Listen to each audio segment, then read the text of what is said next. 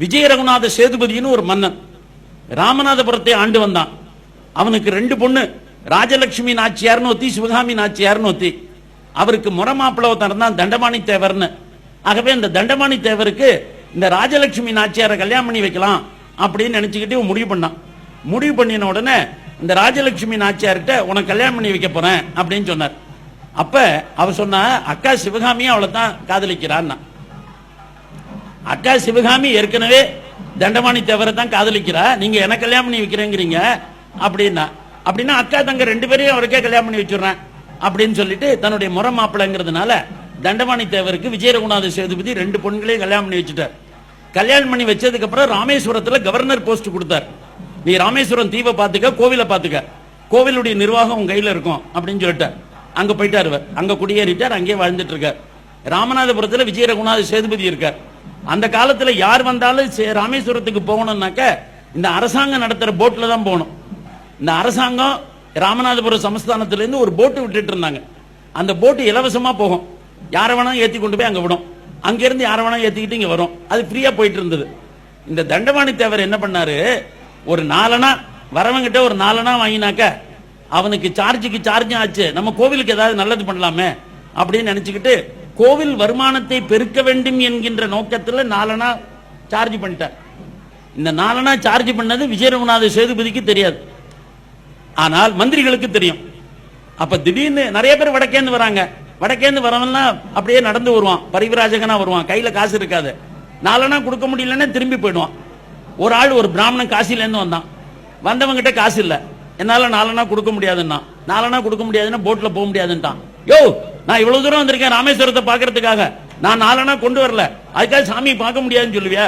ஆமா, எங்க ரூல் அப்படிதான். இந்த போட்ல ஏறணும்னா 4 கொடுக்கணும், எங்கேயாவது வாங்கி கொடு, அப்படி இல்லைன்னா நீ திரும்பி போனா. மற்றவன் எத்தனையோ பேர் அப்படி திரும்பி போயிட்டானுங்க. இந்த பிராமணன் மட்டும் என்ன பண்ணா, யாரையாவது பார்த்து நம்ம எப்படியாவது இந்த போட்ல போயிடணும் அப்படின்னு சொல்லிட்டு இந்த ஊருக்கு யாருங்க ராஜா அப்படின்னு கேட்டான். விஜய ரகுநாத சேதுபதி தான் ராமநாதபுரத்துல இருக்காரு, அவர் தான் ராஜா அப்படின்னா. நேர விஜய ரகுநாத சேதுபதி வீட்டுக்கு போயிட்டான், அரண்மனைக்கு போயிட்டான். போயிட்டு காசிலேருந்து யாரோ ஒரு பிராமணன் உங்களை பார்க்க வந்திருக்கான், வர சொல்லுன்னா. காசி பிராமணன் இந்த விஜய ரகுநாத சேதுபதி முன்னாடி, ஐயா என்கிட்ட 4 இல்ல, எப்படியாவது என்ன கொஞ்சம் போட்ல இலவசமா அழைச்சிட்டு போய் இந்த ராமேஸ்வரத்தை காட்டி அதுக்கப்புறம் தரிசனம் பண்ணிட்டு என்ன கொஞ்சம் இந்த பக்கம் கொண்டு விட்டுறணும், அதுக்கு என்கிட்ட சார்ஜ் கிடையாது, பைசா இல்ல கொடுக்கணும். விஜய ரகுநாத சேதுபதி இப்படி பார்த்தார். என்ன சொல்றாரு இவரு, ராமேஸ்வரம் தீவிற்கு பயணம் செய்வதற்கு 4 கட்டணம் வசூலிக்கிறார்களா? யாருடைய உத்தரவு இது? உங்களுடைய மருமக பிள்ளை தண்டபாணி தேவருடைய உத்தரவு. எனக்கு தெரியாமல் யார் உத்தரவு போட சொன்னார்கள்? உங்களுக்கு தெரியும் நினைச்சிட்டு இருந்தோம், உங்க மாப்பிள்ளை விவகாரம், அதனால நாங்க யாரும் உங்கள்கிட்ட சொல்லல, ஆனா எங்களுக்கு எல்லாருக்கும் தெரியுங்க. என்ன சொன்னாய்? உங்களுக்கு எல்லாம் தெரியும், ஆனா நீங்க எங்களிடத்துல சொல்லவில்லையா?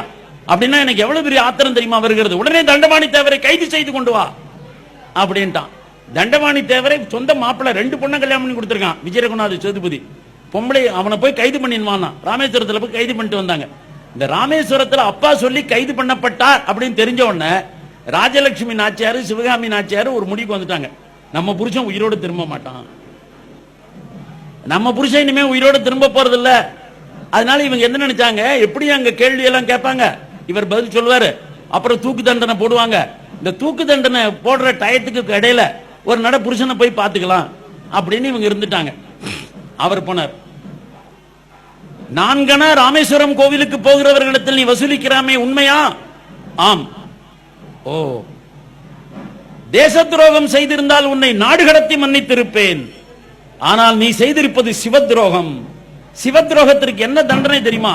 சிரச்சேதம் மட்டும்தான் சிவத்ரோகத்திற்கு தண்டனை. ஆகவே இவனை இழுத்துக் கொண்டு போய் இவனுடைய கழுத்தை வெட்டுங்கள் தான். விஜய ரகுநாத சேதுபதி சொந்த மாப்பிளைய எந்த விசாரணையும் வைக்கல, எந்த கேள்வியும் கேட்கல. சிவத்ரோகம் செய்தவனுடைய சிரச்சேதம், உடனடியாக அவன் தலையை வெட்டி எறியினா, தலையை வெட்டி எறியறதுக்கு போயிட்டாங்க. இதுல வேடிக்கை என்னன்னா, இதற்கிடையில சிவகாமி நாச்சியாரும் ராஜலட்சுமி நாச்சியாரும் தம் புருஷன் 2 நாள் கழிச்சு தான் சாவான் நினைச்சுக்கிட்டு அங்கிருந்து பல்லக்கில் புறப்பட்டாங்க. பல்லக்கில இருந்து புறப்பட்டு அவங்க வருகிற போது பாதி வழியில எந்த இடத்துல சிவகாமி நாச்சியார் வந்தாலோ அந்த இடத்துல இவனுக்கு செய்தி கிடைச்சது, உங்க கணவன் ஏற்கனவே கொலை செய்யப்பட்டு விட்டார்னு. அவ எந்த இடத்துல இந்த செய்தி கேட்டாலோ அந்த இடத்திலேயே தீக்குளிச்சு செத்து போயிட்டா. அதுதான் இன்னைக்கு அக்கா மடம்னு இருக்கு. அதுக்கப்புறம் தங்கச்சி ராஜலட்சுமி நாச்சியார் எந்த இடத்துல வந்தாலோ அந்த இடத்துல அவ புருஷன் செத்து போயிட்டாங்கிற விஷயம் அவளுக்கு தெரிஞ்சது. ஆகவே அவ அந்த இடத்துல தீக்குளிச்சு செத்து போயிட்டா. இன்னைக்கு நீங்க ராமேஸ்வரம் போனீங்கன்னா தங்கச்சி மடம் அப்படின்னு ஒரு ஸ்டேஷன் வரும். அந்த தங்கச்சி மடம்னா என்ன அர்த்தம், அக்கா மடம்னா என்ன அர்த்தம்னு புரிஞ்சுங்க. அக்கா தீக்குளிச்ச இடம் அக்கா மடம், தங்கச்சி தீக்குளிச்ச இடம் தங்கச்சி மடம். இந்த ரெண்டு பேரும் தீக்குளிப்பது எதனால? புருஷன் செத்து போனதுனால. எப்பேற்பட்ட புருஷன்! ரெண்டு பெண்களை கல்யாணம் செய்து கொடுத்திருந்தாரே விஜய ரகுநாத சேதுபதி, அவருடைய ஒரே மாப்பிளை. அந்த மாப்பிளையை கொலை பண்ணதுனால என்ன ஆகும்? ரெண்டு பெண்கள் விதவையாவார்கள். தன்னுடைய ரெண்டு பெண்கள் விதவையாவதை பற்றி அவர் கவலைப்படவில்லை. சிவத்துரோகம் செய்தவனுக்கு சிரச்சேதம் தான் தண்டனை. அப்பேற்பட்ட மண் இது. இந்த மண்ணில் ஆளணும்னாக்க, இந்த மண்ணில் முதலமைச்சராக இருக்கணும்னாக்க அப்பேற்பட்ட சிவபக்தி கொண்டவன், அப்பேற்பட்ட சிவத்துரோகம் செய்யாதவன், அப்பேற்பட்ட உயர்ந்த நிலையில் இருக்கிற மனிதர்கள் மட்டும்தான் ஆட்சிக்கு வர வேண்டும். அப்படிப்பட்ட நிலையை உருவாக்குகிற போது மட்டும்தான் இது சிவனுக்குரிய மண், இது சைவத்திற்குரிய மண், இது நாயன்மார்கள் நடமாடிய மண்.